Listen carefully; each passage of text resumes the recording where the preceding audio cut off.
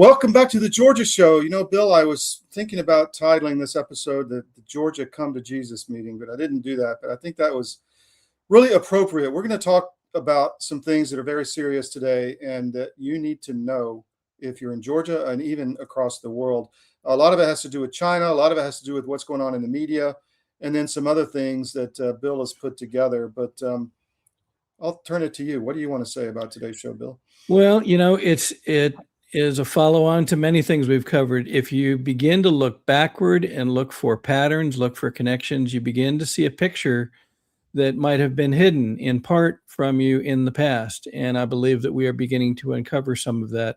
To your point, much of this does stem from those who would prefer not to see Christianity around. And we'll talk briefly about that in the context of one of the things that's been reported and that we'll report on today. So you're right around the target zone as usual, Todd. Well done. Well, as I said, we're going to talk. We got some hell of a lineup today, and then we've got a second hour, which is an emergency special broadcast that Bill is really going to break some serious news. So you're going to want to stick around for the second hour. We're going to talk China. I've got Chris Gleason coming on here shortly, and we're going to talk China in our elections. Roger Stone is going to come on at the bottom of the hour, and we're going to talk China in our elections, but also in our media and certain personalities, and we'll dig into that quite extensively. And then I believe we're going to talk South Korea. Is that correct, Bill? We are. We're going to talk a bit about South Korea because it has a strong bearing in the special broadcast portion of today's show. So one more time, just so folks understand, we chose to make this one broadcast. So we're going to do 1 hour of the Georgia Show. Part of that, and much of it, will lead into what we're going to cover in the second hour of the special broadcast. So if you're able, please stay with us for both. And I think you're going to look back as we go forward and say, this was something that's important so that I understand the broad picture of what may and probably is exactly going on. Well, I've got your attention before we get started. We need your help. We need you to go sign up for our socials right now if you haven't done it. CDM_press on X, CDM1 on Rumble, and just put in the search bar CDM Press on YouTube, and our channel will come up. We need you to subscribe there. Even if you don't watch us there, we need to grow those numbers. And we need you to support us with our no-ad subscriptions. We're doing a big campaign, my.cdm.press. That's my.cdm.press. Go there. You get access if you sign up to all of our content, and I tell you, we're moving well above several dozen hits a day across the network on content coming out. So it's very important that you support us financially so that we can continue to do this and continue to grow on the information you need. So my.cdm.press is $10 a month or $100 a year.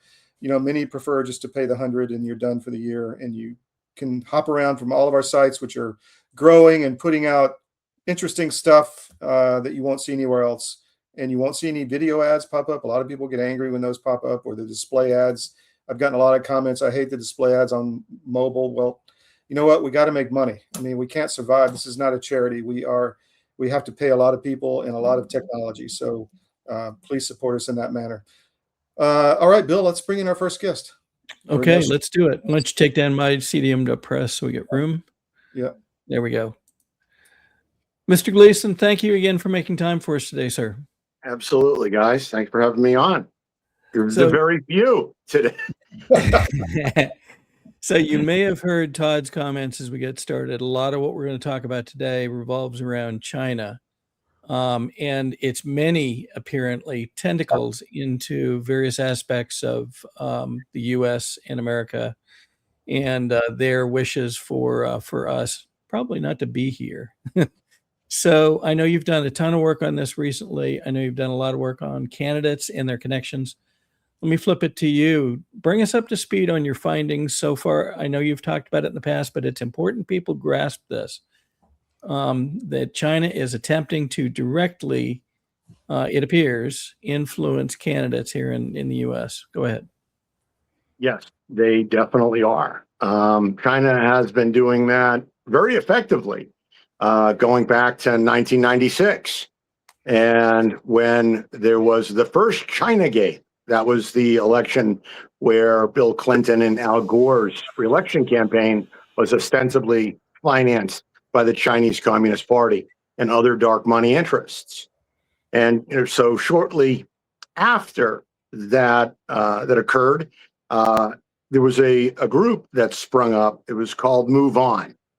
And Move On was all about moving on from the scandals and moving on for the business of America, because they wanted to move on from all of the commie issues, right? All of the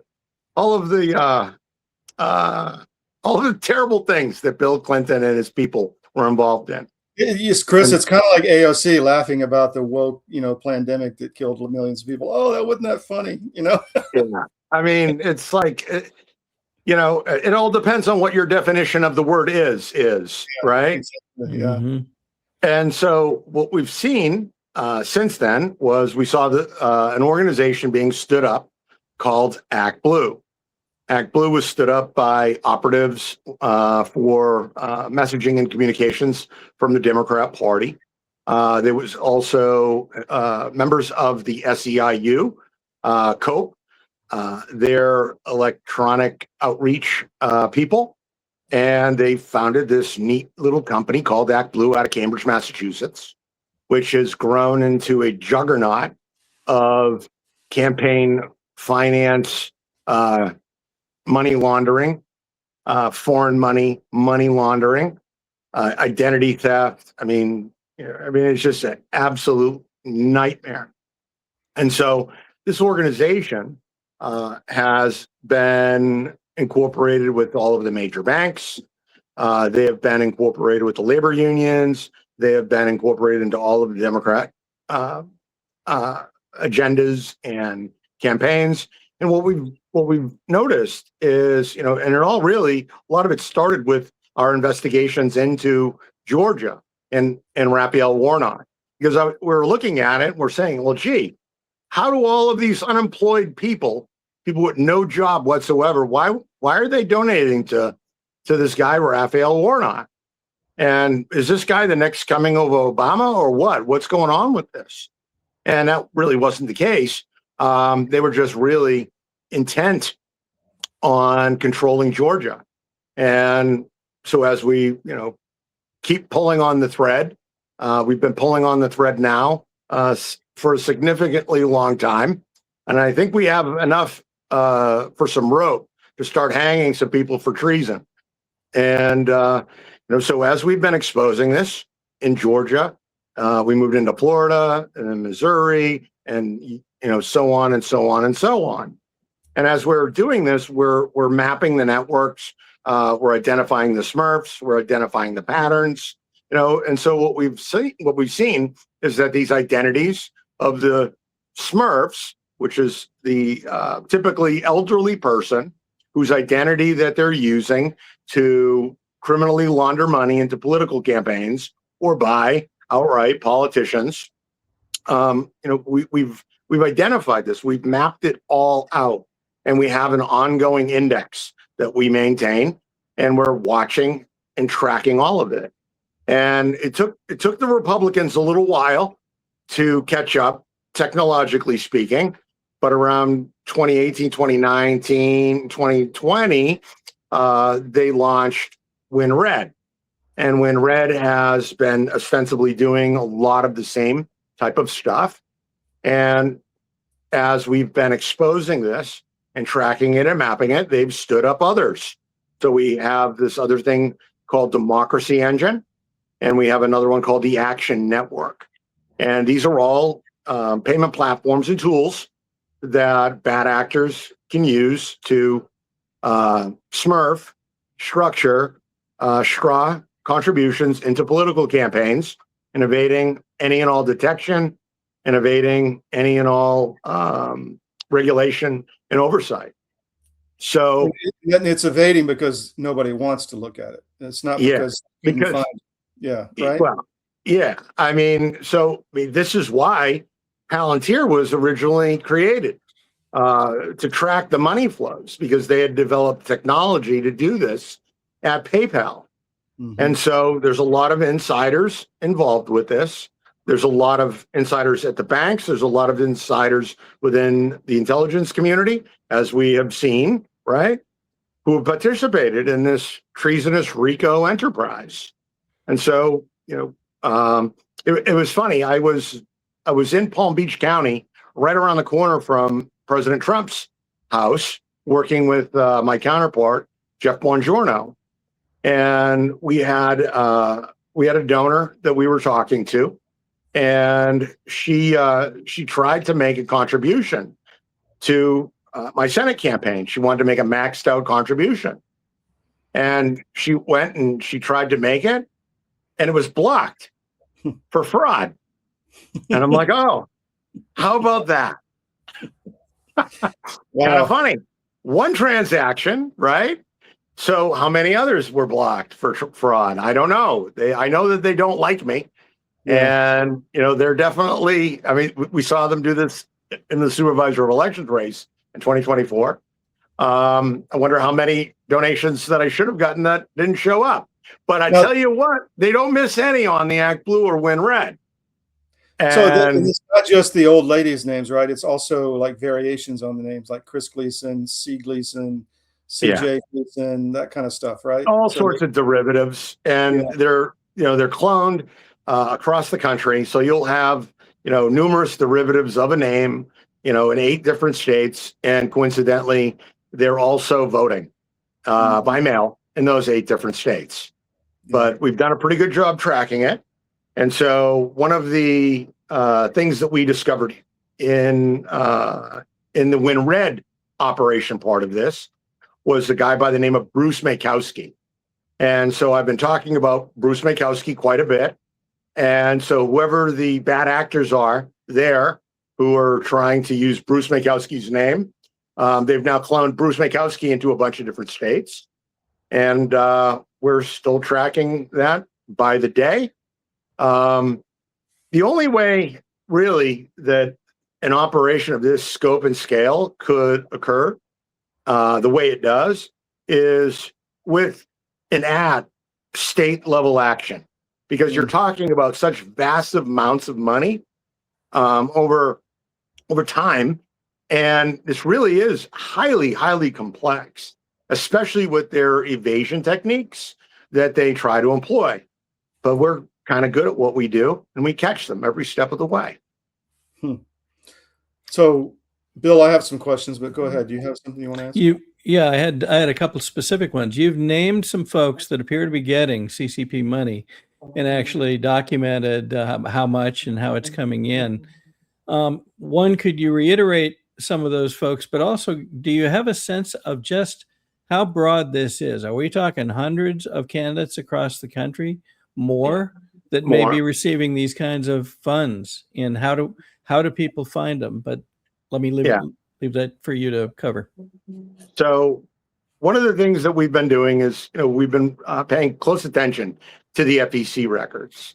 The other thing that we've been paying close attention is the state campaign finance records, and more recently, the local level, because we know that the Chinese have been buying in.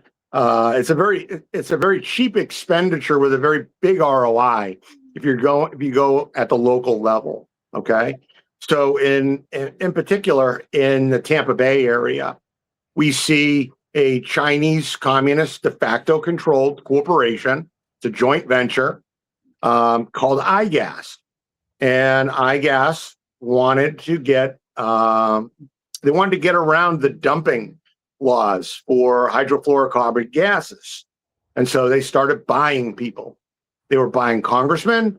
They were buying a governor. They bought a governor. They've been buying governor candidates. They bought someone who was the attorney general of Florida, Ashley Moody. And, and as they get caught, they try to buy lobbyists, which they did. They ended up hiring Ballard Partners, and a woman by the name of Pam Bondi was their lobbyist. And so as we discovered this, we went public with it here on CDM. We went public with it quite a few places. And, at the end of the day, this is one company, mind you, right? Or one company with a series of shell corporations underneath it. So you've got iGas Holdings, and then there's a few companies underneath there, and then you also have the directors of the corporation who are also being used as Smurfs, and they're doing this to buy favor, by legislation. And it's not my designation that this company or a series of interconnected companies were controlled by the Chinese Communist Party. This was, in fact, the findings of 4 different presidential administrations, the Department of Commerce, their own filings in court, as well as the lobbying disclosure forms that the lobbyists that they hired. And so this is one single vector, right? How many other similar companies that the Chinese Communist Party has set up across America? We know that Chinese joint ventures are very prevalent in Georgia. We know they're very prevalent in California, everywhere, really. And so China, they print money, they sell America goods that are going to break, that they're going to have to be rebought. And essentially what they're doing is they're taking our money, Americans' money, and using it against us. I mean, it's brilliant, strategery, right? Yeah. And so, we are at war. China has declared war against America, unrestricted warfare. It was their war doctrine that was published in 1998, and they have been executing it by the numbers. And it's evolved. Part of it was the weaponization of the SARS virus, COVID, right? And so, and what these Chinese joint ventures and what these Chinese companies did during COVID, they went and fraudulently obtained paycheck protection loans and economic injury development loans from the SBA. And then they used our own COVID relief funds to help bankroll the purchasing of more of these politicians. And this went on all over the United States. Well, it's interesting. There's 2 themes that you've talked about, and that is using our own money against us. That's part of what's going to come up later on in our show today. And the other is being able to and willing to work in multiple diverse, I'll call them smaller areas, to make an overall impact. Does that make sense? Yeah, it sure does. I mean, General Flynn has always been big on, local action yields national results. Well, the CHYCOM, they've been paying attention, and because that's what any good adversary would do, right? So they're watching, they're learning, because this is, essentially, the end times battle between good and evil for the soul of America. And there are people out there who are willing to sell their soul for a nickel. Chris, just a few things I want to run through. John Ossoff, how much do you think he's got through the Smurfing network? Hundreds of millions. And, wow. I'm shocked that nobody in Georgia wants to do anything about that, or is doing anything about that, Yeah. There's only one Chris Gleason, and, as good as I am and as good as my AI are, we need help and taking out these bad guys. So, well, on that note, you have, I mean, I can't even count how many lawsuits you've filed and got serious results, or at least up to the Supreme Court. And I mean, you're literally in the fight as we speak. And you're so effective in Florida that they literally had to change the law to stop you from getting information, which I find, and this is the Florida legislature, because it's not just Georgia, it's Florida as well. But I want to talk about media real quick. You've got, let's talk Real America's Voice and Steve Bannon's show War Room.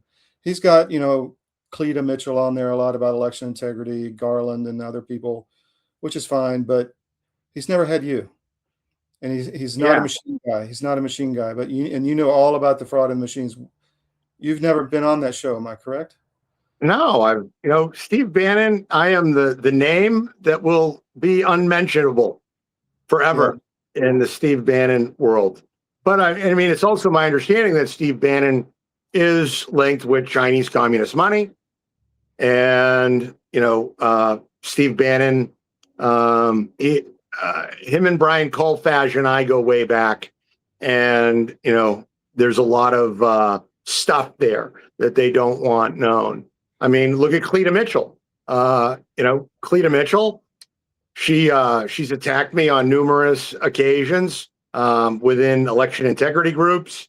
And then she goes and takes the very methods and legal arguments that I raised, and then she uses them and fundraises off of them. I mean, Cleta Mitchell said that she couldn't find the fraud in Georgia, right? Yeah. And I found it in 5 minutes. 5 minutes in the audit logs after David Cross and Kevin Moncla let me look at them.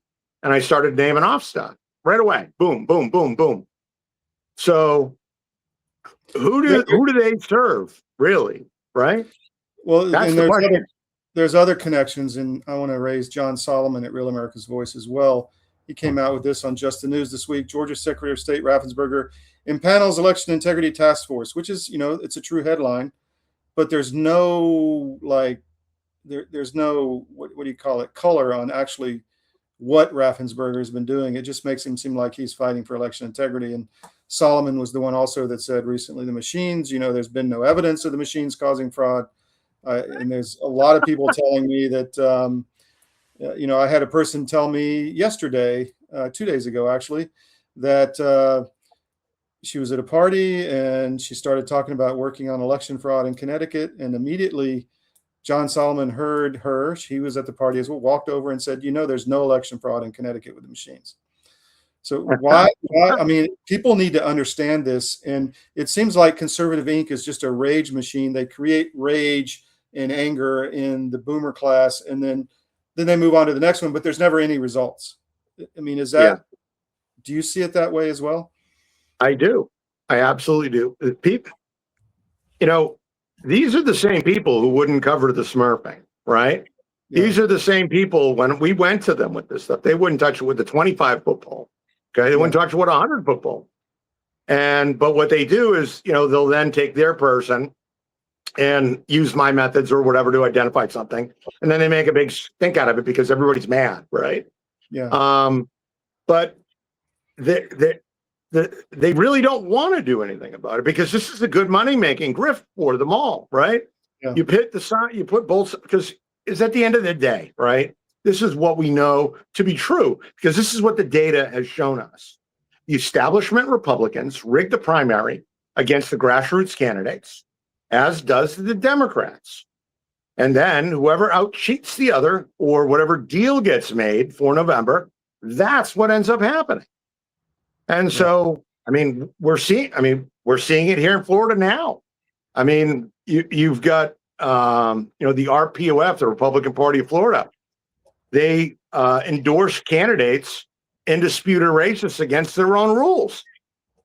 And, they've blocked me from speaking at any of the Republican executive committees. They've blocked other candidates from speaking in any of the other Republican executive committees.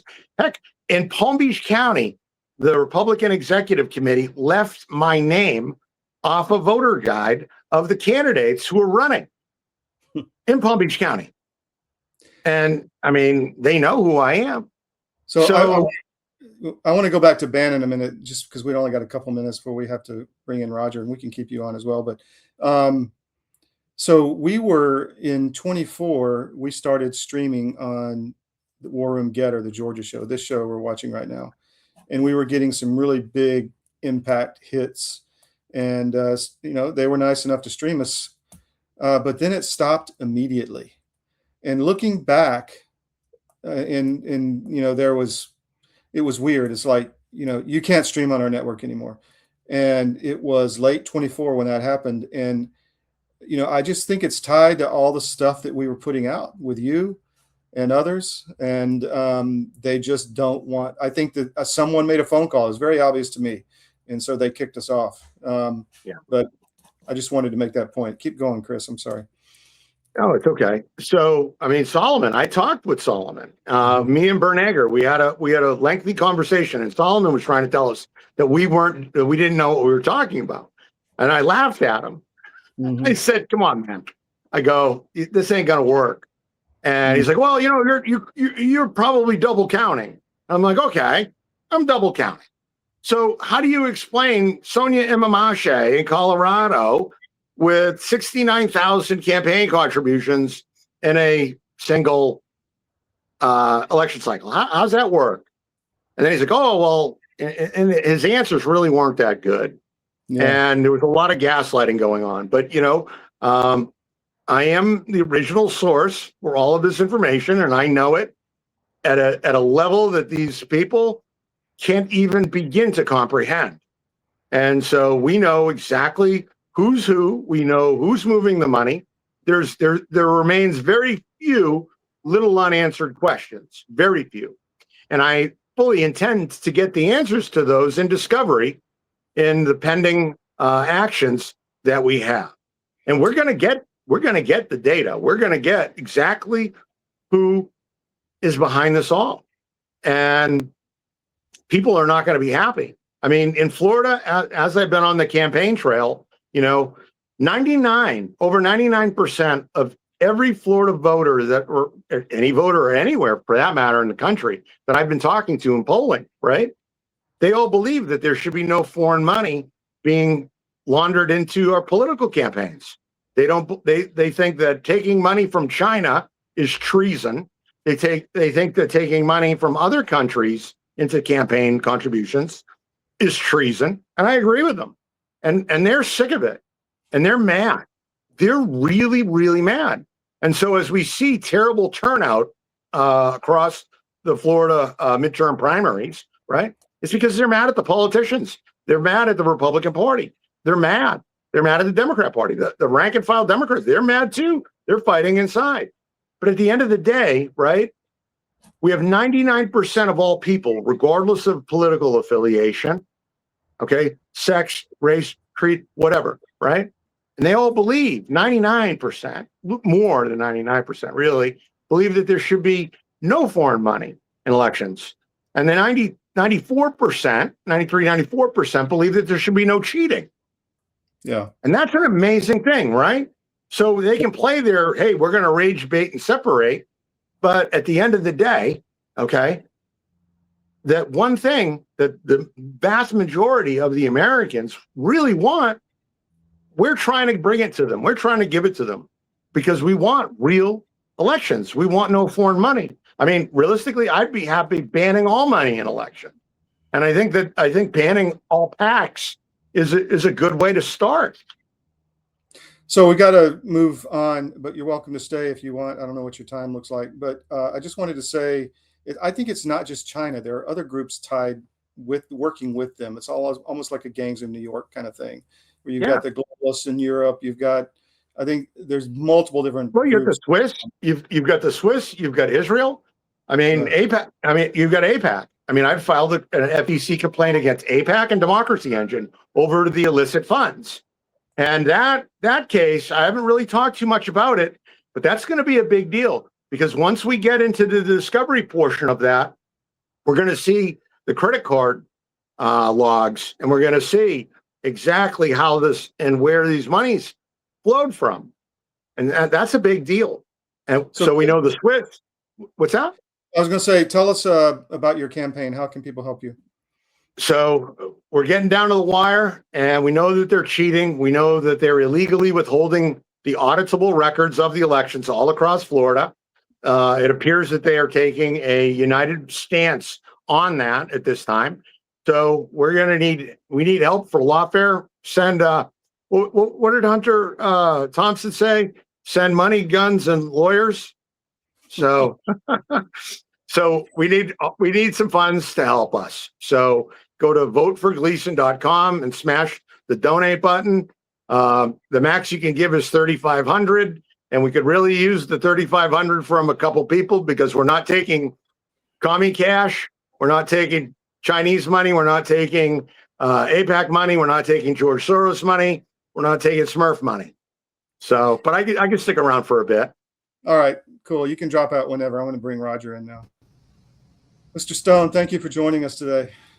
Great to be here, and great to be with the candidate I have already voted for the U.S. Senate, Chris Gleason. I voted on the very first day of early voting in Broward County, and I proudly cast my vote for Chris.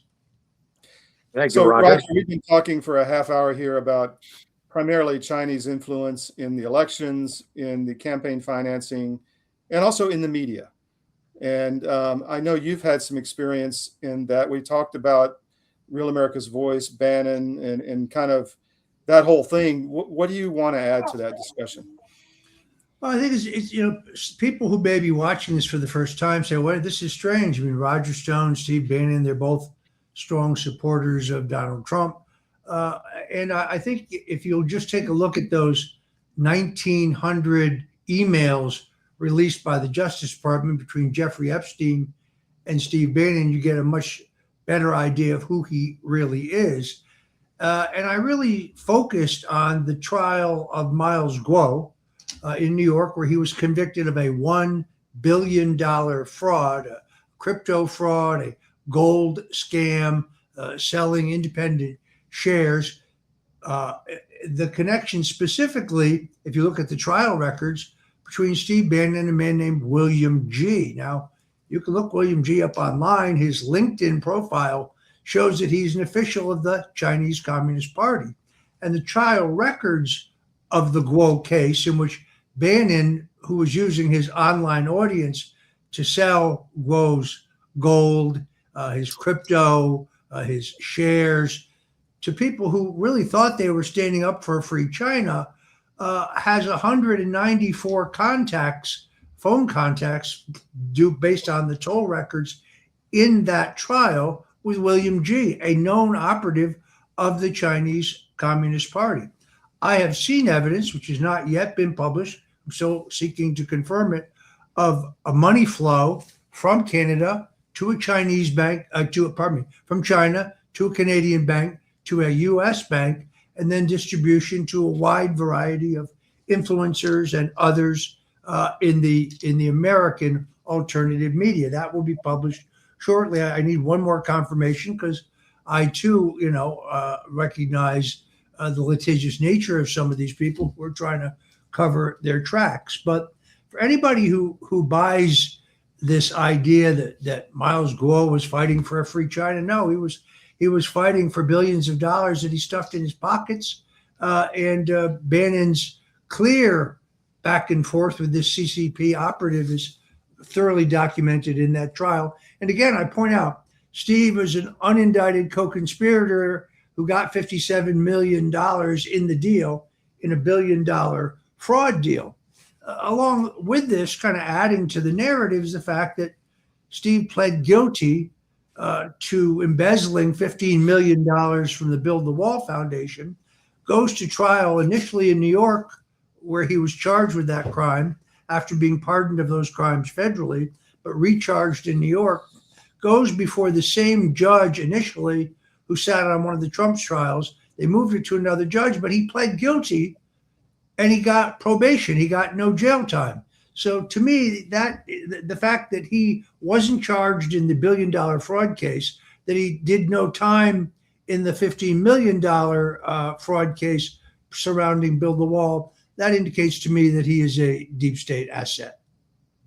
Well, we were talking earlier, Roger, about on that show specifically, it seems like there's a whole rage, built up over an issue, but then nothing ever happens. And then they move on to the next issue to create rage in the MAGA, older audience. A lot of them are, but nothing actually happens to, like with what Chris Gleason is doing, to actually impact issues. And Chris has never been on the show. I mean, do you see that on that program as well? Look, I think it's about clicks and money. Unfortunately, it's not about truth. And I think two things. One, one needs to distinguish between what I call Twitter world, even though it's not called Twitter anymore, but this online community where we have limited access and we can get the truth out. And then, of course, there's the mainstream media, which addresses the broader real world. If the voters of Florida knew the facts of what Chris Gleason has presented, that is undisputable. I mean, this isn't speculation. This isn't conjecture. I mean, these are hard, provable facts. I think that people would vote differently than they do. But the mainstream media, unlike you here at CDM, won't cover those issues. They're either too explosive, or they have, or they are biased, or they are neutralized, and that is really a problem. Bill, do you want to? Yeah, I had a quick question, Mr. Stone.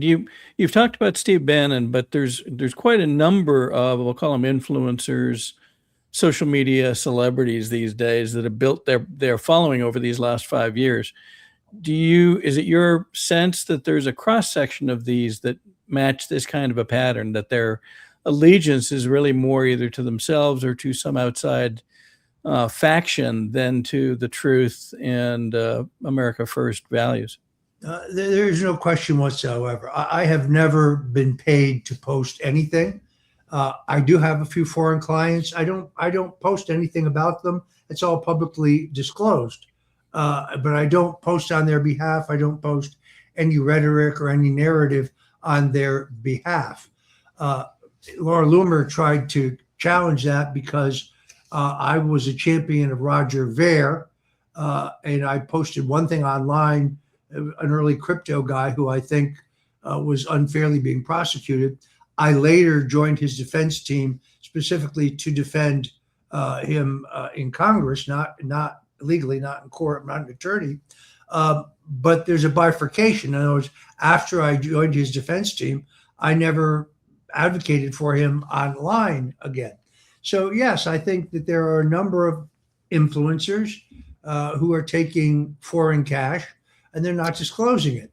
Congresswoman Anna Paulina Luna has been very articulate on this particular subject, and I think that should be disclosed. But yes, I think the answer is yes. There's a number of household names that you would recognize who will post anything for a buck.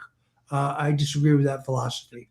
Yeah, I remember that Congressman Luna posted a influencer's disclosure is coming or something like that on her Twitter page, and people expected something within days, days or a short period of time, and they're still sitting there waiting. So we wonder at what point that will come out, and it feels like it needs to come out, especially now as there's an unmistakable tenor in the air about we're getting closer and closer each day to midterms, and it just seems like we can't push forward without understanding more than we know today, and perhaps without substantive change.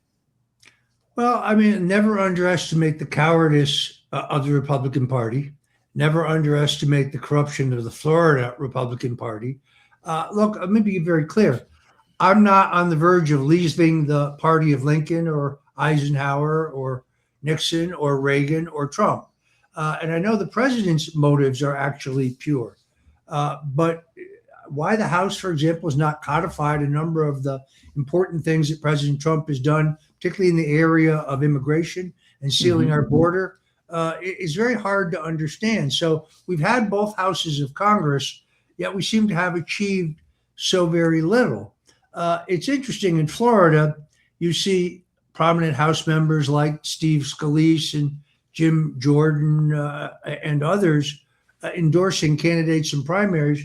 This tells me that there will be a challenge to the speaker. I think all those folks and others are angling to run for leadership. But if you want to be leader, then show some leadership.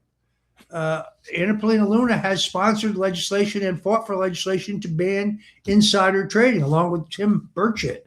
Yesterday, I appeared at a rally for Catalina Lauf, running in the 19th district, which is Collier and Lee County. This is Byron Donald's old district. She'll support legislation to ban insider trading.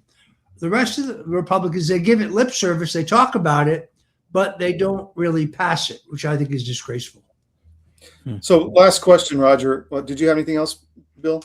No, that's good. Thank you. Okay. Thank you, sir. Last question, back to the media issue. We've been very active in Ukraine, and I've worked with Laura Loomer on several things, but I found her, and I've been very vocal on this, going to Ukraine, sitting down with Zelensky and talking about how they need to protect Christianity when he is literally the one destroying the Ukrainian Orthodox Church to the point of beating priests, imprisoning them, desecrating relics at the Precheska Lavra in Kiev, 1,000-year-old monastery. I find that just disgusting. I mean, what's behind that, do you think? Well, I have no proof, obviously, but my conjecture, of course, is that she's changed her position on a number of issues due to payola. I can't prove that. I've written an extensive piece on my disappointment. You can go to Stone Cold Truth or go to my Substack page, and I've laid it out in great detail. I mean, we were very close friends. I think I got her back on X in the early days, but now it appears to me that she'll eat dog food on the air for money. I mean, it's embarrassing. It's become very sad. Well, gentlemen, thank you for joining us today. I really appreciate you coming, giving your insight, and we'll take a break, and we'll be right back here on The Georgia Show. Take care.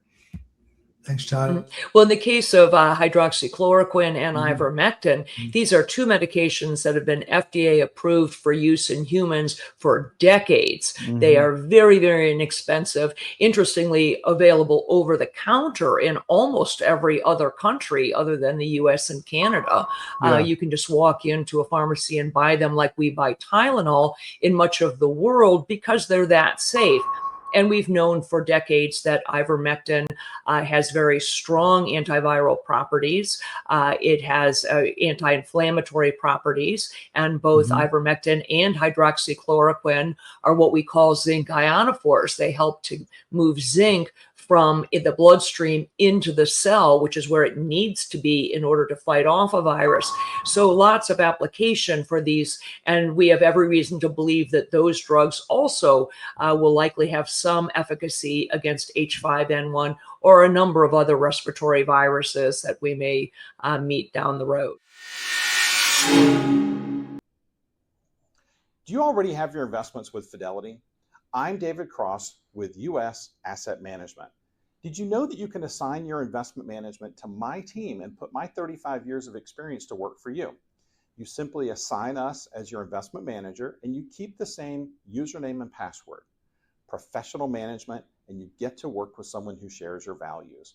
Call US Asset Management today and put us to work for you.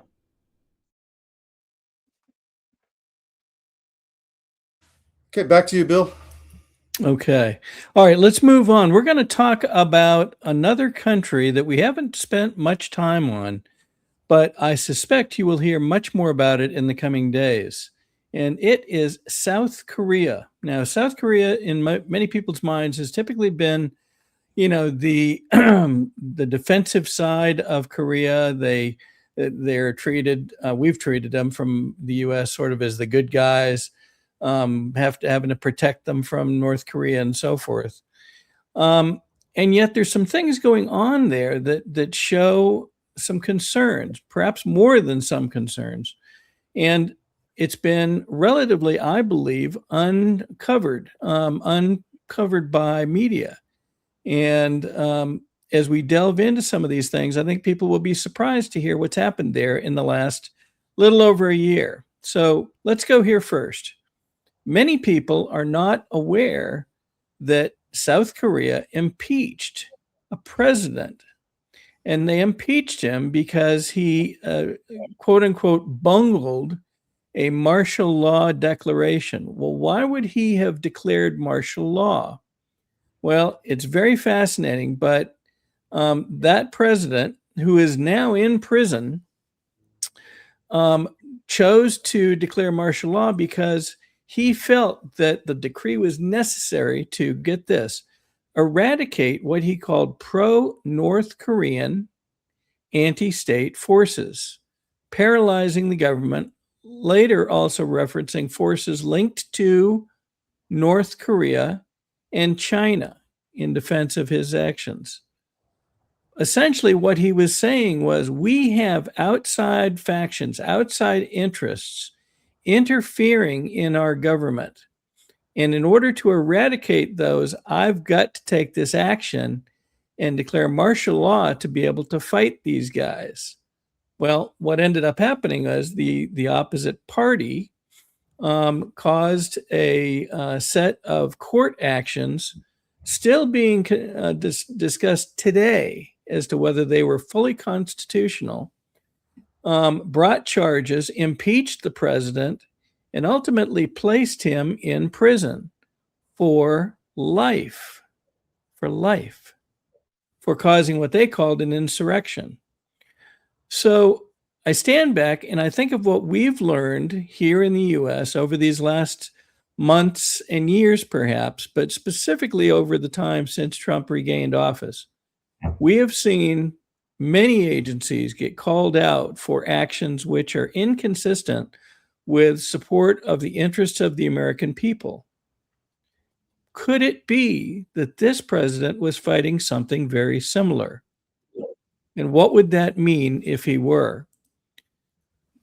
Here he is, and note that this article comes from the Gateway Pundit. Up at the top, you'll see the radical pro-Chinese administration in South Korea sentenced the former duly elected president to life in prison. Now, we trust that those at the Gateway Pundit did their homework and have a reason for stating it that way. But that suggests that pro-Chinese or other people acting other than in the best interests of South Korea sentenced their president.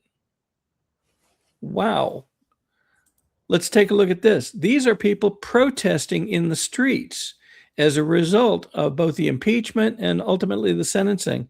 And in some cases, this is going on today. But look at the crowd. What are they holding? What are they holding? South Korean flags combined with American flags. Is there something they know that we, or recognize that we need to recognize?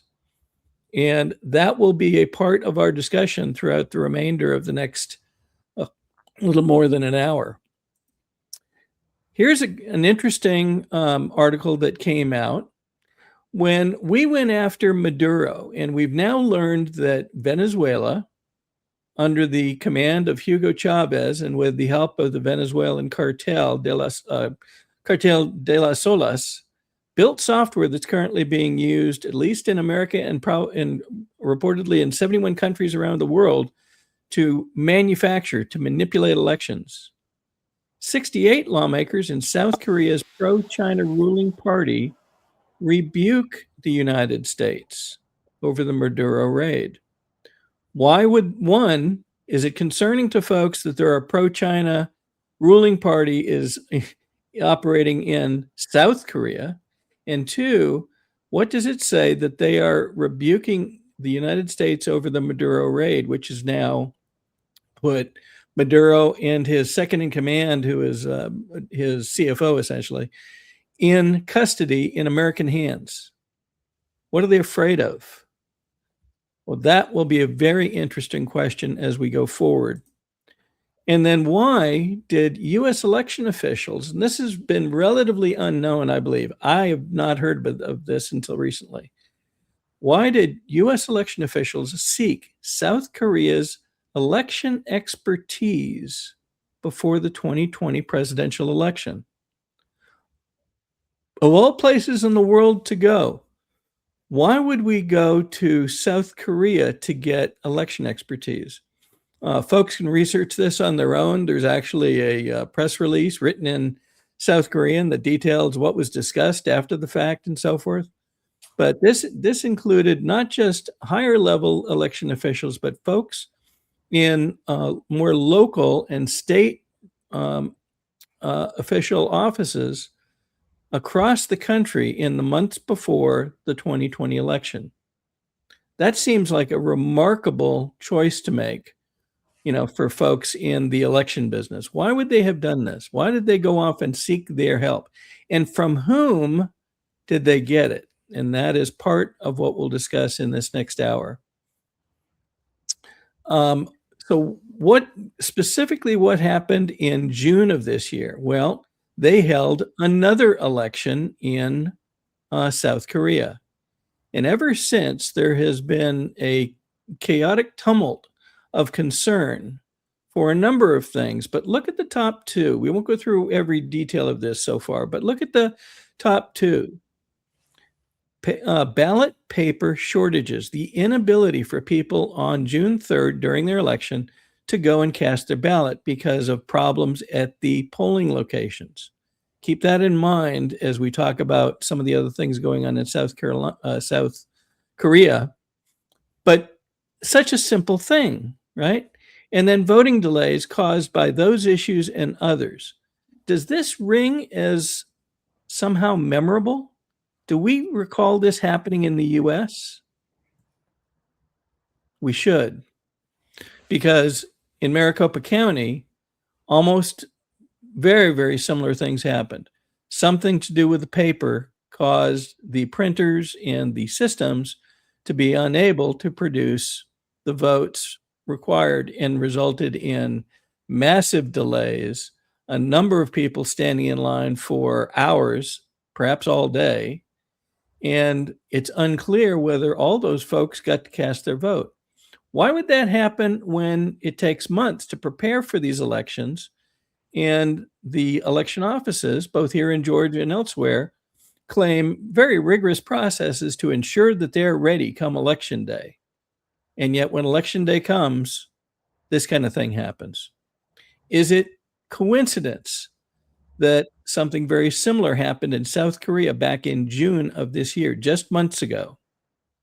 And are they justified in their concerns as we go forward? Those concerns continue to today. People are still protesting. And in some cases, there are reported locations where ballots are sequestered and people are not willing to leave the location because they believe that the ballots will be removed and thereafter never be able to be discovered again. Sounds awfully, awfully familiar. And is that by choice? Is that by coincidence? Or is there meaning and pattern behind this? Well, in the coming few minutes, we will transition over to our special broadcast. We're going to talk about that. We're going to try to draw some parallels. We're going to try to show you some things that I don't think most people have known up to now, but that are emerging and may in fact be a bigger discussion surrounding elections than even we've had up to now. So with that, if we want to take a break for a couple of minutes, we're welcome to do that. Any questions? Yeah, I have one more thing related to Steve Bannon. You know, I have two daughters. One of them is 17. And it's no secret of what Jeffrey Epstein did to thousands, maybe, of young women, minors, and his trafficking them out to other elites on the island, etc. I think Steve was mentioned in those emails with Epstein in the last dump like 1,500 times. I'm guessing. I've heard that number. I haven't confirmed it myself. But there is a video of an image of him and Epstein, which was released in Epstein's office. And on the desk is an image which looks very much like a young minor woman that has been sexually abused. We don't know who that is. It could be his daughter or something. I don't know. But let's play that tape, Bill, real quick, of Steve and Epstein talking with that picture in the front.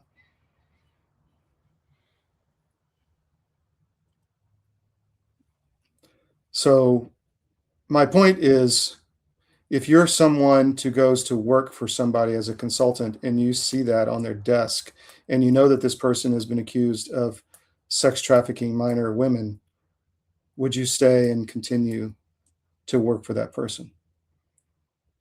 So I just want you to think about that. We're going to take a break. We'll be back, and the second hour is going to be lit. Don't go anywhere. Be right back.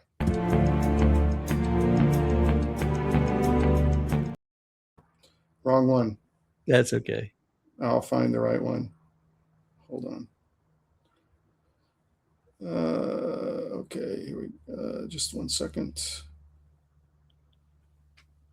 Oh, we got to redo these ads. Looks like some got deleted. Okay, we'll just play this. A warm welcome here at the National Press Club. Welcome to the journalists, welcome to the Embraer team, and welcome to the other guests that we have here. We're going to announce, and as some of you guessed it right when they came in, the first E2 order by an American operator. And that operator is Avello. We believe this is really a strategic shift to unlock profitability for the customer. I'm very pleased that we have Andrew Levy here as the CEO of Avello, and I'm very pleased to give the stage to share a little bit more about what Avello is going to do with the E2 195. Thank you very much. Couldn't be more excited to be here as part of this historic announcement. We have such a great cultural fit as companies, so we're very, very excited to be Embraer's newest customer. We launched our airline in April of 21, and our target is focusing on small secondary airports of large metro areas. We've carried over 8 million customers since we started on 63,000 flights. And we've done all these things with 1,200 of the greatest crew members I could ever imagine having, and many of them are here with me today. This is the right airplane for us.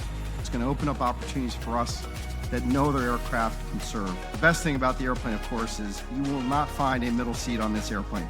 It doesn't exist. We won't have any to offer. It's going to be the best cabin in the United States, and we're so excited about that. This is going to elevate our experience to the highest level, and we think our customers are absolutely going to love the airplane.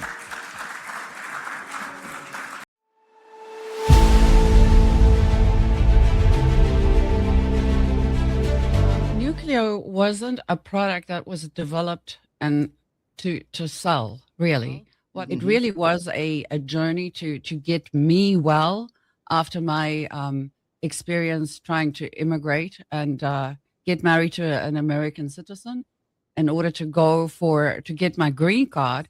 Towards the end, they send you for a medical, and that's where they sat me down and gave me 16 vaccines in one sitting. At the time, I knew when I was going through it that it's probably not good, but I didn't realize that I'm about to go through the worst health experience of my life. And that's when I went on this journey and understand that nutrition is actually your medicine. I've always heard the old people say your food's in your garden, but we didn't get it. And your body is always trying to heal itself. I mean, you know, when you cut yourself in a couple of days, it heals. And that is the process of homeostasis. Your body is always every cell in your body is always healing itself. And just like anything, if you bake a cake or you build a house, you need the right ingredients to achieve the result. Now, if you don't have the correct nutrition and you're not eating the correct food, it's like trying to build a house without bricks. Now, a lot of people, they say, what does Nucleo do? Nucleo itself does nothing. It's not designed to do anything. Your body does the work. It gives your body all the things it needs balanced in, and it works together to deliver the correct nutritional supplement that you need as a human being to function normally.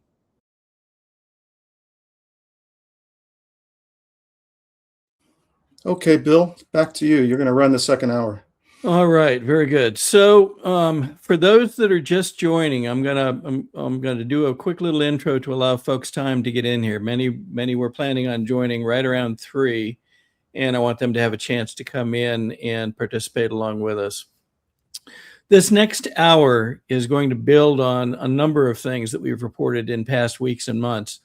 We tried to come up with a way to position this for you and for us. And here is probably the best thing I can think to say right now. China by any other name. And one of the things that you're going to see is that there appear to be tentacles, initiatives being run by China, some of which can go back decades. You heard earlier Chris Gleason talk about having things that had been going on since the 90s. Now, some of these things may date back that far, but some that we're going to talk about appear to have begun a bit more recent than that, but are certainly not new. However, they appear to have been in ways that we might not have expected. kind of obscured, hidden, if you will, for reasons that, perhaps are going to come to light here in the coming days and weeks. So with that, we welcome in folks that are just joining, and we appreciate you coming with us on this journey. We think that this is going to be very important for you to understand, and will set the stage for what we expect will get much more well-known in the coming days and weeks. So we spent a bit of time last hour talking about South Korea. I will bring in a few of those slides as we cover this next hour to show the correlation between some of the things that have gone on in South Korea and some of the things that we believe are going on now and represent risk to the U.S., risk potentially to the many areas of the rest of the world. Let's begin with something we did in July that we've talked about. We'll just cover this very briefly. We brought in Martin Rodil, gentleman well known in both intelligence and investigative circles. He has spent 25 years investigating criminal connections in Venezuela that began with DEA but broadened into DOJ and ultimately into election fraud. And in his report that we aired on July 6th, I believe, we talked about the fact that software built in Venezuela at the behest of Hugo Chavez in order to make sure that he got back into power, that software was built with the assistance of the Cartel de las Solas, one of the largest, if not the largest cartel on the planet, $3 trillion in wealth controlled by this cartel. They built the software, ported it into a company called Smartmatic, and then over the course of 2004 through today, that software, changing names, changing other subtleties about it, has been ported, according to Mr. Rodil, from Smartmatic to Sequoia in the US, to Dominion Voting, and now to Liberty Voting. And so effectively is in place and in use across systems today. And it isn't just Dominion systems and their follow-on. Versions of the software appear, or pieces of the software appear to be ported into other types of voting systems that are in use here in the US as well.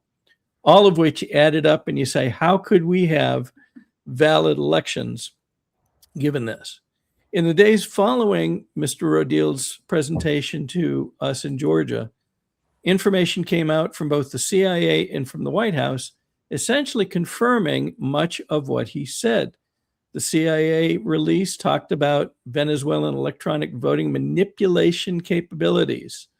The president spoke about much the same thing, also talked about the fact that much of this had been hidden from him during his first term in the presidency and perhaps in between, and called out a number of different countries, including China. We'll talk more about that in a couple of minutes, for being involved in some of these things. So in the days following the presentation, we got a number of questions, and they're valid questions. One poignant one was, how is it that a country such as Venezuela, one step from being a banana republic, if you will, despite the fact that they are quite wealthy because of massive oil reserves, the biggest on the planet, and large reserves in gold and other things, how is it that that country would have been able to move that software into what was reported at the time and in Mr. Rodil's presentation to be 71 countries plus the US? Now think about that for a minute. 71 countries. What would it take to do that? You'd need to have diplomatic ties. You'd need to have influence in those countries. You'd need to have contacts. Is Venezuela the type of country you would think would have those resources available to it? Many people's answer was no. So how could this have happened? Well, as things have gone on, and if we go back to what we just reported happened in South Korea experienced much the same thing in June of this year as happened in the US in 2020. One of the calls that they have been making is, you rest of world, need to take a look at an organization known as AWEB, the Association of World Election Bodies. And once it came forward, South Koreans and others and other sources began pointing to them saying, you need to look under the cover at AWEB. You will see some things here that are important. Here happens to be their front page of their website.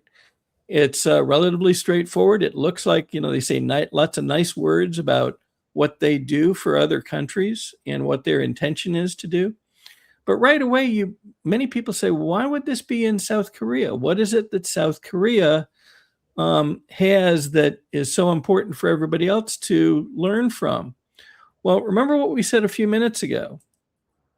Why did U.S. election officials seek South Korea's election expertise before the 2020 presidential election? That's an especially important question given what we know now happened during that election. So let's go back to AWEB. AWEB presents itself as an organization to aid and assist in best practices and data and training in elections worldwide. Well, that sounds great.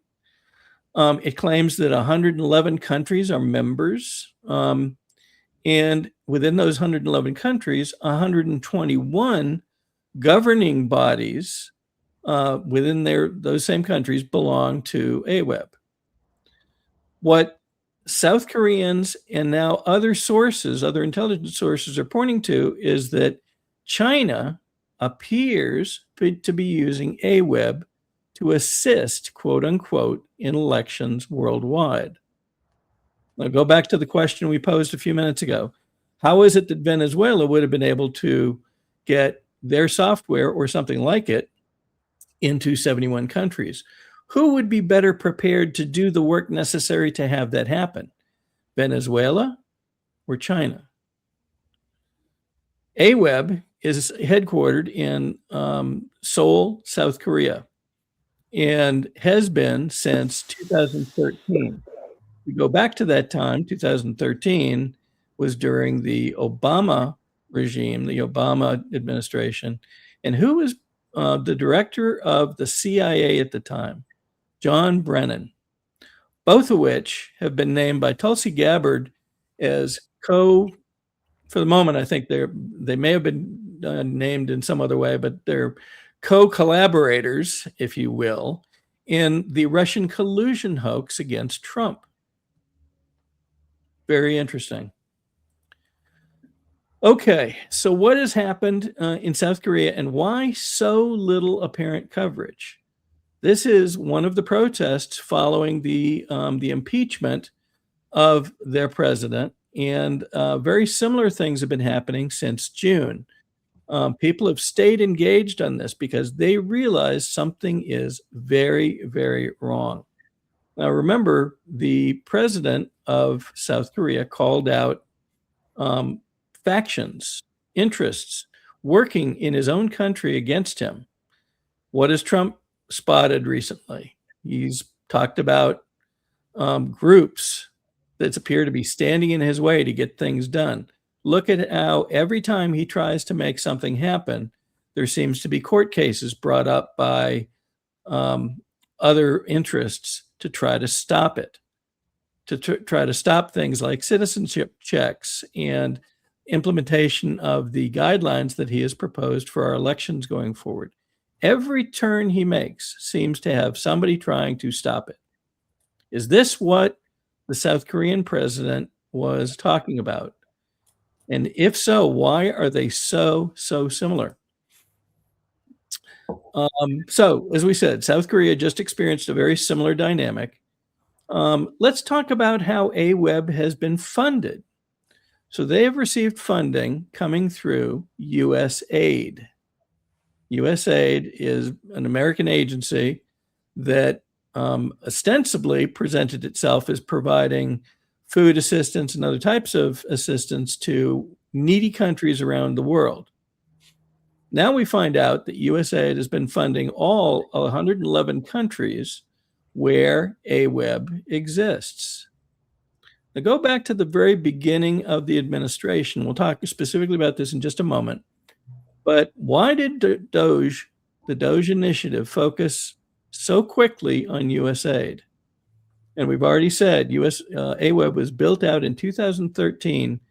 And even today, factions appear to retain an amazing affinity to Obama and his pursuits and his way of explaining things.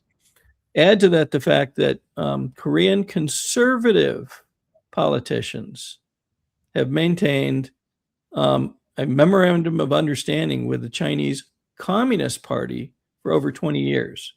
We just got through talking with Mr. Stone about the fact that there are Republicans in this country who don't act as Republicans when it comes time to act appropriately. We just saw a Republican-controlled Congress fail to get past the Save America Act and many other things that should have been done.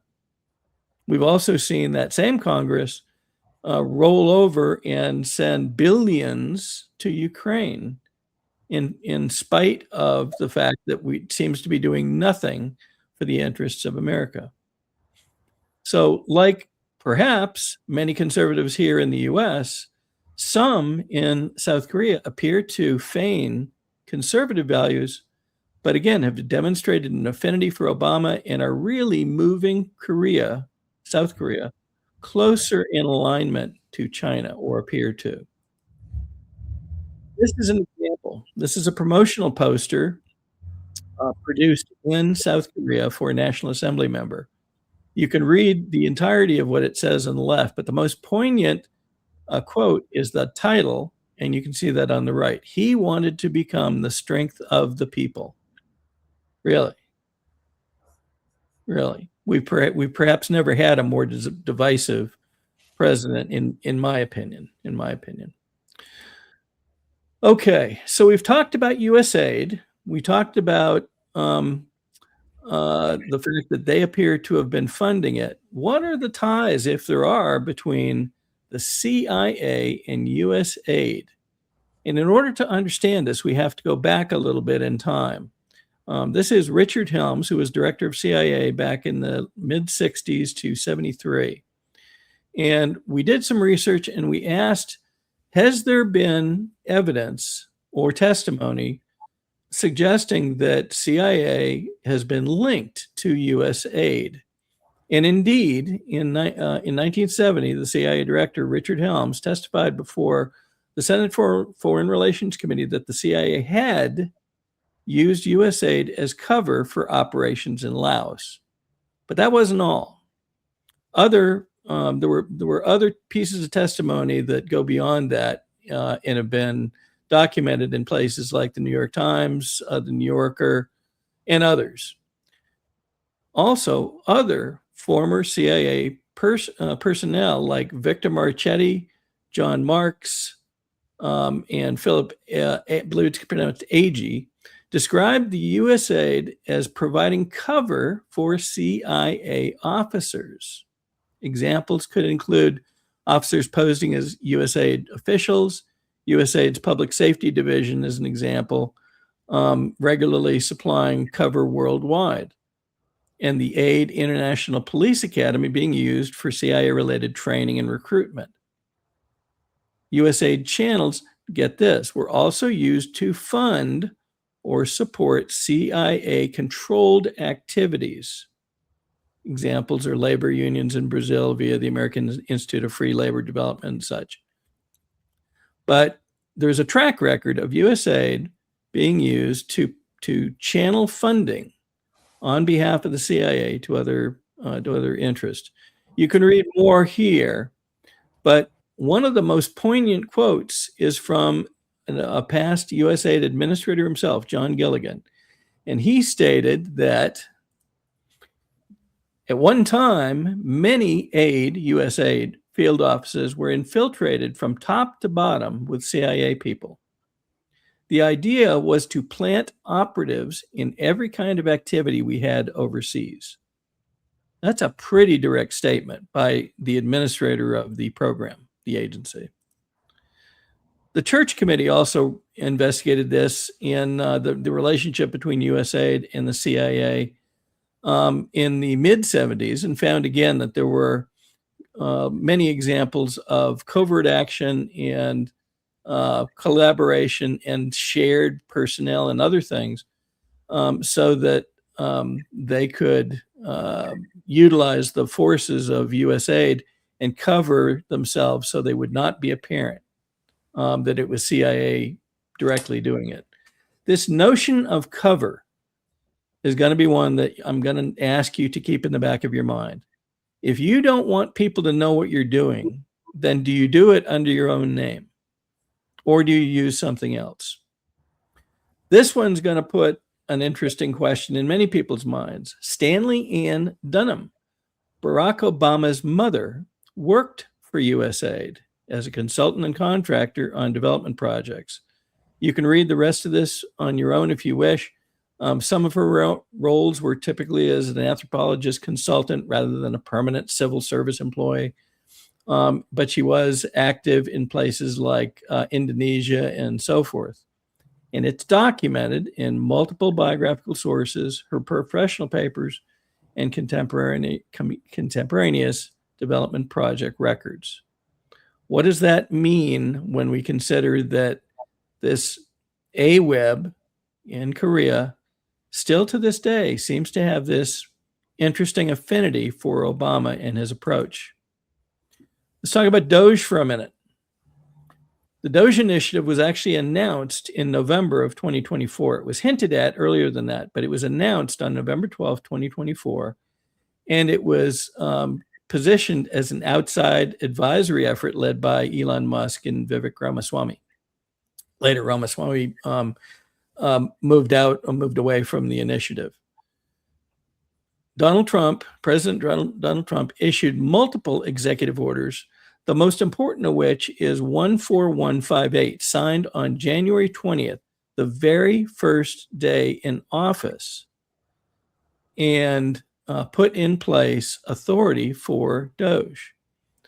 After work on Doge and USAID being one of the very earliest focuses of Doge, Musk described USAID as a criminal organization, evil, and a ball of worms rather than an agency with somewhat isolated problems. And he did allege through multiple different occasions anti-American activities, corruption, and funds not serving core U.S. interests.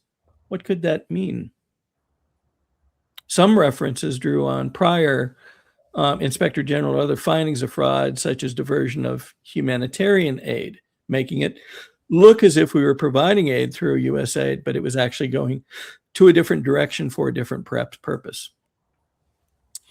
Here is AWEB's, one of AWEB's pages, and they list some of the things that they provide, but it is very interesting what they list, but that some of the things you cannot find on their page.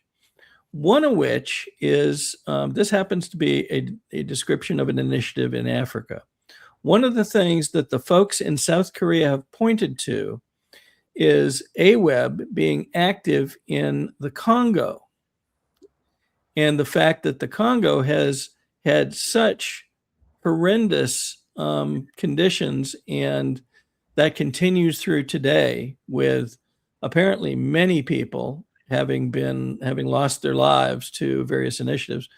But isn't it interesting that it would be one of the focused countries for AWEB? And the patriots in South Korea are pointing to the fact that this is not an initiative to help with elections. This is an initiative to provide takeover of the Congo by China. Why?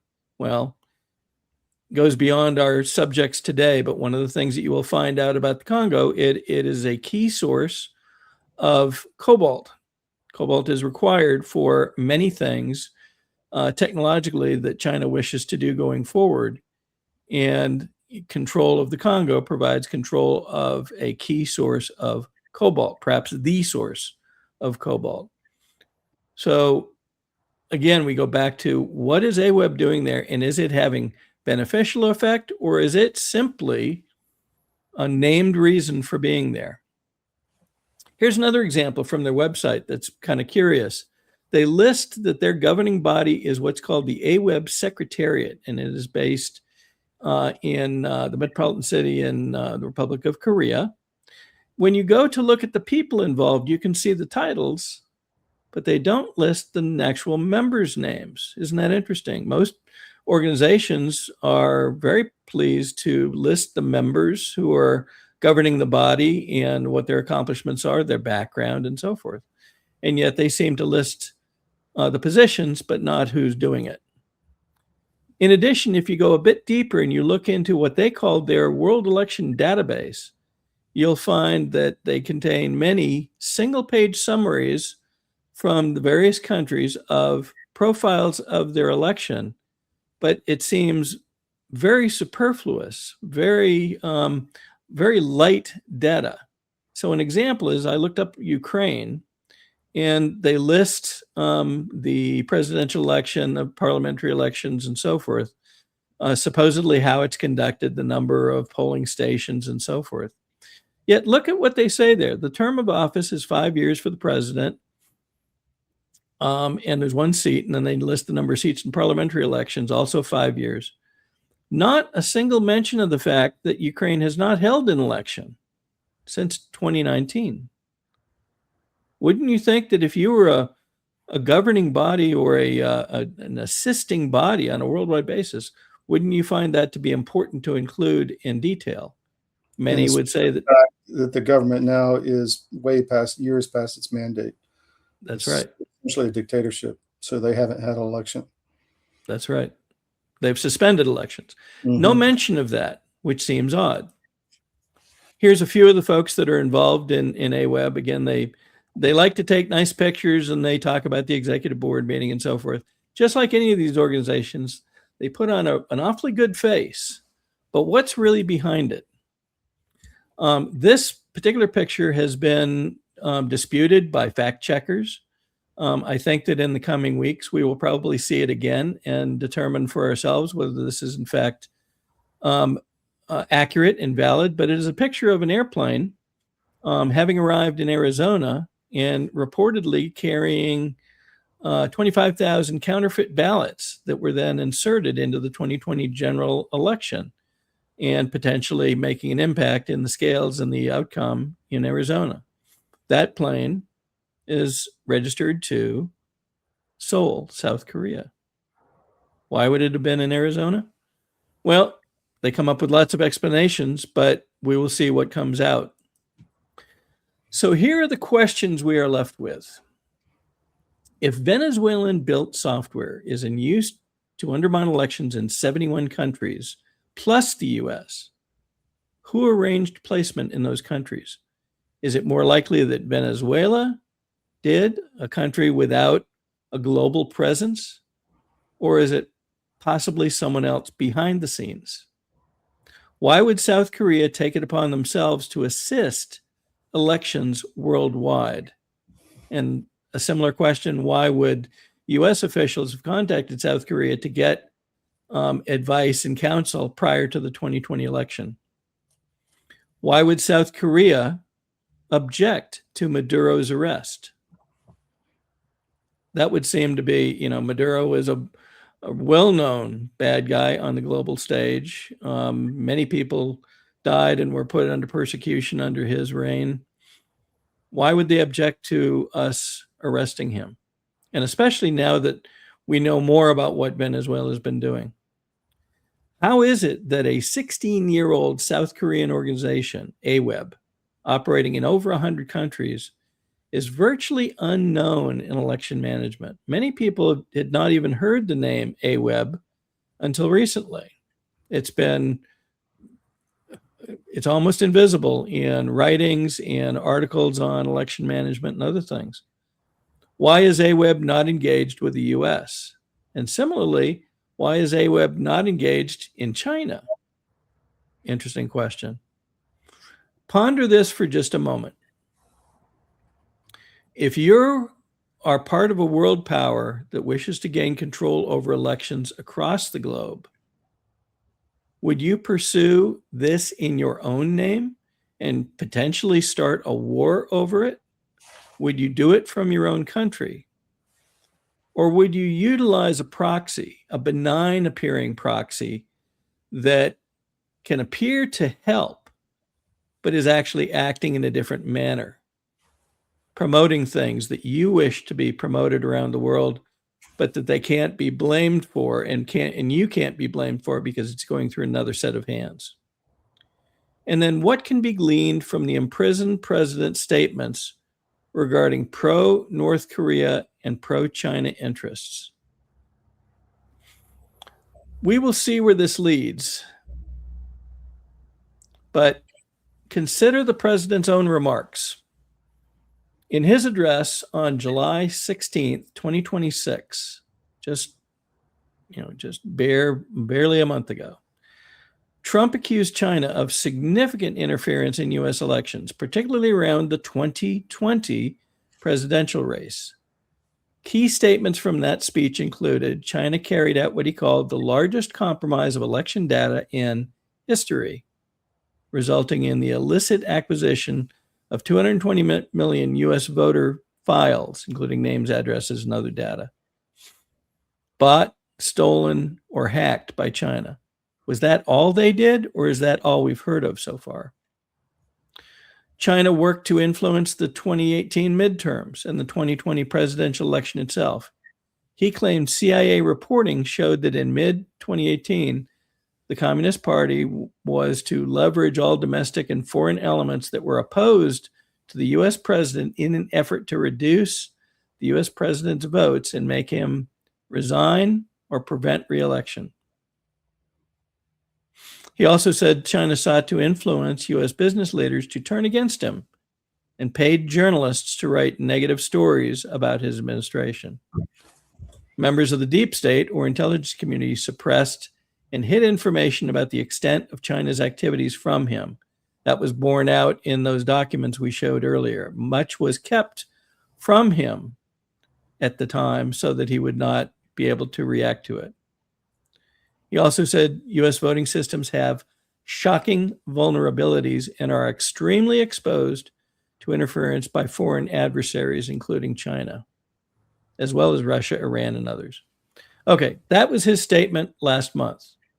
How long have we known about some of this? We've talked about this notion of perhaps, in some cases, we've known longer than has been shared with the American public. Here is a report by Catherine Herridge going back to late 2020, early 21, that bears directly on these statements. Ratcliffe is sounding the alarm on the threat he believes China poses to the United States. In a rare op-ed for the Wall Street Journal, Ratcliffe called China, quote, the greatest threat to America today and the greatest threat to democracy and freedom worldwide since World War II. Earlier today, our Catherine Herridge sat down with Ratcliffe for his only network interview, in which he accuses China of trying to steal American vaccine research. Talk about the earliest days of the pandemic. Does the intelligence show that the Chinese president made the call to minimize the threat of COVID-19? The intelligence shows that the Chinese Communist Party's senior leaders, including President Xi, were aware and lied to the rest of the world about what they knew and when they knew it about COVID-19. They made the conscious decision to shut down their economy, to shut down their country, travel in and out of Wuhan where this originated, but they allowed travel from Wuhan to the rest of the world. They knew that, and they've taken advantage of that. What does the intelligence show about foreign efforts to steal COVID-19 vaccine research? Well, so that's, adding insult to injury. It shows that China is has been attempting to access our research into COVID-19. So the pandemic that was created by China's actions, they've attempted to steal our research. Again, Catherine Herridge now to discuss her exclusive interview. She's a CBS News senior investigative correspondent and joins me from our DC bureau. Catherine, welcome. Great to have you with us. So beyond China, what did Ratcliffe say about election fraud and interference? Well, DNI Ratcliffe leads the 17 intelligence agencies, and he has access to the most highly classified information that is held by the U.S. government. And he told CBS News that there was foreign election interference by China, Iran, and Russia in November of this year. And he is anticipating a public report on those findings in January. And he shared with us what they have seen so far. Does the intelligence show that any foreign adversary or criminal group had the ability to change the vote results? Not that we've been able to determine now. At this point in time, we're still analyzing all of the intelligence. So when the president gives a 42-minute video on voter fraud allegations, is that intelligence coming from you? So, well, I can't tell you the specific information that I give the president, but voter fraud is not an issue for the intelligence community per se. That's a domestic law enforcement issue. Visible from the prompter. So what we heard from DNI Ratcliffe was very consistent with the comments from the Attorney General Bill Barr to the Associated Press earlier this week, that based on the review so far, they have not seen widespread, in his case, intelligence that would have changed the voting tallies in the end, Tanya. Okay. As usual, you have to listen very carefully to the words that are used. Ratcliffe said and admitted to Catherine Herridge that there was evidence of foreign interference in 2020. He named China, Russia, Iran, and others, I believe. But then when pressed on was there evidence of exact fraud, he hedged. But he also said it's not their job, and he also said it's work in progress. This is preliminary. And then she cites the fact that Bill Barr said much the same thing. Bill Barr has been widely panned for many of his statements following the election in the subsequent years. So was there more known at that time than was being let on? Who knew it? And what does it mean for where we stand today? Who is AWEB? On whose behalf are they acting? And what have they accomplished? And what are they trying to accomplish? Those are the questions I believe we can expect to hear much more about in the coming weeks ahead, because if this is what it appears to be, just imagine this for a moment. If you wanted to control much of the world, what would you do to do it? You control the countries. And how do you do that? You control their leaders. And in order to do that, you control their elections. 111 countries. Where are we in that process? We don't know. Is that the underlying agenda? The facts seem to stack in that direction, and it sounds super concerning. Bill, I want to add just another layer on all that. You're talking about USAID. We have talked a lot about the attacks on the Christian church around the world, and funny enough, everywhere I see that, we've been running into USAID. We were in Armenia last year. This was right after USAID closed due to the Trump directive. But the building I was staying in Pashinyan in Armenia is literally destroying the Armenian Apostolic Church, literally invading their Vatican called Echmiadzin, where the first Christian cathedral ever built exists. And the building I was in, guess what? An office right there, downtown. Wow. Just fascinating. And then in Beirut, I went to a conference it was with different leaders of different religions to try to be tolerant and all that in I forget the name exact. I think it was the American University in Beirut. I could be wrong on that. But there as well, there was a USAID office. And we know all the issues on the Christian populations in Beirut. And this article, Arab students' futures in limbo after USAID funds freeze. So that just begs all kind of questions. Why are we focused on Muslim Arab students, or they could be Christian Arabs as well? But just fascinating. I mean, the tentacles that organization has. That's really all I had. Right. That's one of the biggest things to consider here is how many tentacles are there? What are they doing? And have we seen even how much of a fraction have we even spotted so far? And as we go forward, remember that we have already learned here in our country, we will likely learn the same thing in other countries. Not every group that says it's working on behalf of its people in a sovereign nation is in fact doing that. Many may be working in some adverse purposes, and that is something we're going to have to acknowledge when we find it. With that, anything else before we close, Todd? No, that's it. Thank you. Great story that you unearthed on your own. I really appreciate that, and that fits right in with what we do here at CDM. So thank you. Again, most of this information is coming from sources, many of which are outside the country, and we appreciate their work, their courage, because very frankly, just voicing some of these things in the wrong venue could lead to problems, perhaps serious problems for folks. We'll have more on this in the coming weeks. I'm virtually certain, and thank you for those who've attended today. If you have questions, please forward them into the Georgia Record, and we'll attempt to answer those as we can. And just stay tuned for more as it becomes available. We'll bring it to you. All right. See you. What's today? Sunday. I'll be on the skiff tomorrow at 10 a.m., 10 to noon, Monday through Friday. All right. Great. Thanks for attending our special broadcast.